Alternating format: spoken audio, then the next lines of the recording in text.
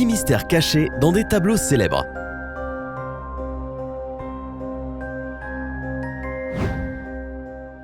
Est-ce que tu aimes l'art autant que nous? Si c'est le cas, alors tu vas adorer cette vidéo. Comme tu le sais, l'art n'est pas seulement une source d'inspiration, mais aussi un grand mystère.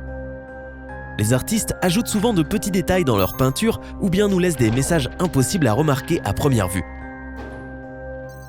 Nous avons découvert les secrets des plus grands tableaux. À la fin de la vidéo, il y aura un bonus pour toi. L'une des hypothèses les plus étranges à propos de la Joconde. Reste avec nous et tu apprendras des choses dont tu n'avais jamais entendu parler auparavant.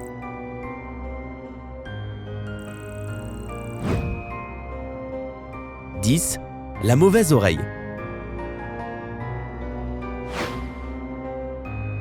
Vincent van Gogh, le plus célèbre des peintres néerlandais, connu pour ses célèbres La Nuit étoilée et Iris, a grandement influencé l'art du XXe siècle.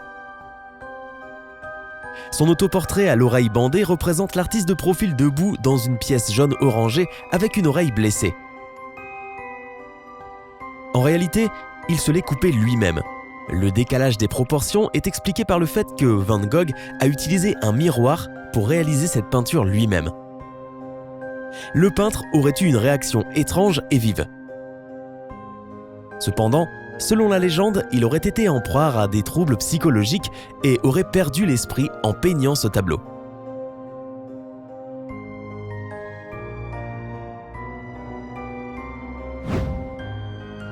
« 9. Un tableau sous un autre tableau. Si tu regardes de près le tableau de Picasso, Le vieux guitariste, tu apercevras une silhouette féminine derrière la tête de l'homme au centre du tableau. Après avoir analysé la toile au rayon X, les chercheurs de l'Art Institute de Chicago ont découvert d'autres formes en dessous. Il y a de fortes chances pour que l'artiste n'ait pas eu suffisamment d'argent pour s'acheter d'autres toiles, donc il peignait sur les anciennes. Cependant, cette pratique était plutôt courante chez les peintres de cette époque. Certains vivaient dans des conditions de pauvreté extrêmes.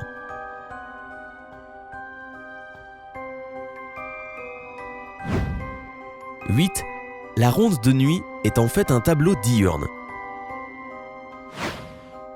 Rembrandt, un autre peintre néerlandais, était le maître innovant de la technique du clair-obscur. La compagnie de Frans Banningkock et Willem van Ruitenburg, plus connue sous le nom de La Ronde de Nuit, est considérée comme l'un des meilleurs portraits de Rembrandt, réalisé au sommet de sa carrière. Le tableau représente la milice entièrement équipée de ses armes et prête à embarquer pour une mission. Lors de sa restauration en 1947, la peinture a été nettoyée avec une épaisse couche de suie. Après cela, il est devenu évident que la scène était bien diurne et non pas nocturne.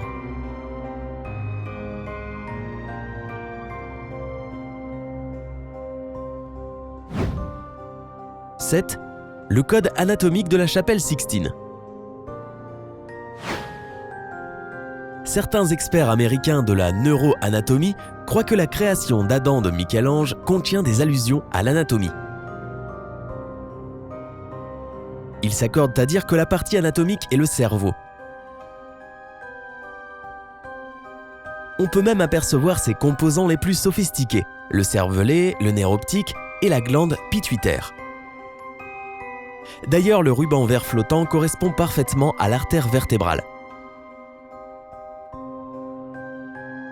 De plus, une autre fresque de la chapelle Sixtine, la séparation de la lumière et de l'obscurité, représente aussi l'image d'un cerveau. Regarde la nuque de Dieu. Si tu la superposes à la photo d'un cerveau humain, les lignes se superposeront parfaitement. Est-ce que les gens n'auraient remarqué cette énigme de plus de 500 ans que maintenant? Combien d'autres mystères sont cachés? Nous te laissons inspecter.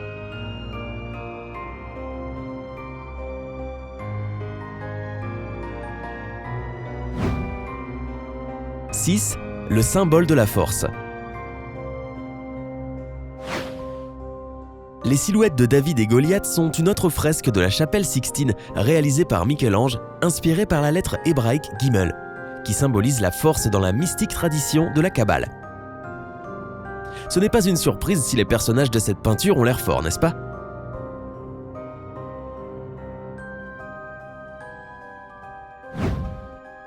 « 5. Le strabisme de Rembrandt. Margaret Livingstone et Bevan Conway ont étudié les autoportraits de Rembrandt et ont prouvé que la peinture souffrait de strabisme. Cette particularité faisait que l'artiste voyait le monde légèrement différemment. Il voyait la réalité en 2D au lieu de la voir en 3D. Cependant, il n'est pas impossible que cela lui ait permis de réaliser ses chefs-d'œuvre.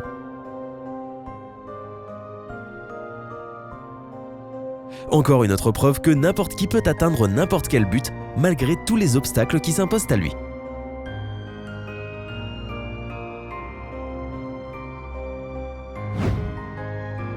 « 4. Vengeance pour les amoureux. L'un des tableaux les plus connus de Gustav Klimt est le portrait d'Adèle Bloch-Bauer. Il a été commandé par son mari, le magnat du sucre Ferdinand Bloch-Bauer. Il avait découvert qu'Adèle et Klimt avaient une liaison, et il a pensé qu'au bout d'une centaine de croquis, il finirait par haïr sa maîtresse. En effet, le travail répétitif entre l'artiste et son modèle a fait que leurs sentiments se sont apaisés. Ce Ferdinand était vraiment un type intelligent.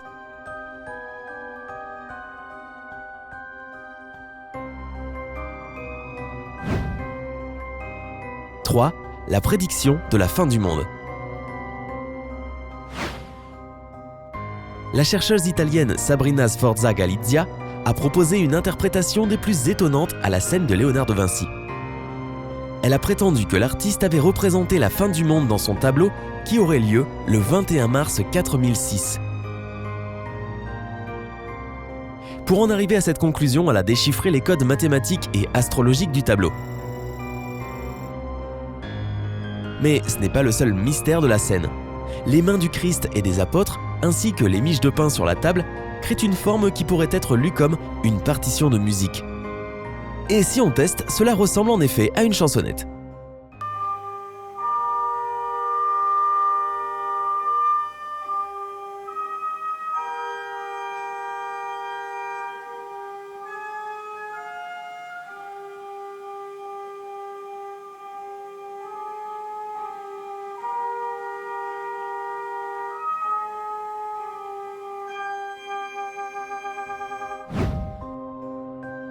« 2. Le monde en jaune. Presque toutes les peintures de Van Gogh sont dominées par la couleur jaune. Le professeur Paul Wolff explique cela comme un effet secondaire du médicament contre l'épilepsie que prenait l'artiste et qui changeait sa perception des couleurs. Le monde tel que le voyait Van Gogh ressemblait à peu près à ce qu'il peignait. Toutefois, il y a également une autre explication. On sait que Van Gogh aimait boire de l'absinthe. Or, cette boisson contient de la tuyonne, et une consommation excessive peut faire que celui qui la boit voit les choses en jaune.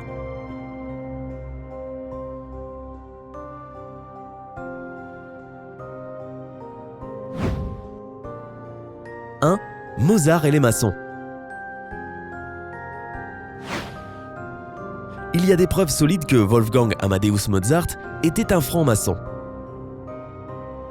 Même sur son portrait d'enfant réalisé par Pietro Antonio Lorenzoni, on peut apercevoir un symbole maçonnique, une main cachée qui indique un rang hiérarchique dans la société secrète.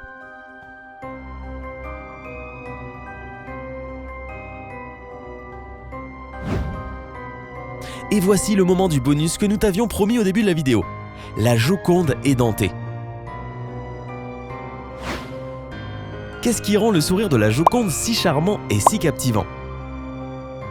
Le dentiste et l'expert en art Joseph Borkowski a minutieusement étudié le tableau de Léonard de Vinci et déclare avoir trouvé le secret de la Joconde.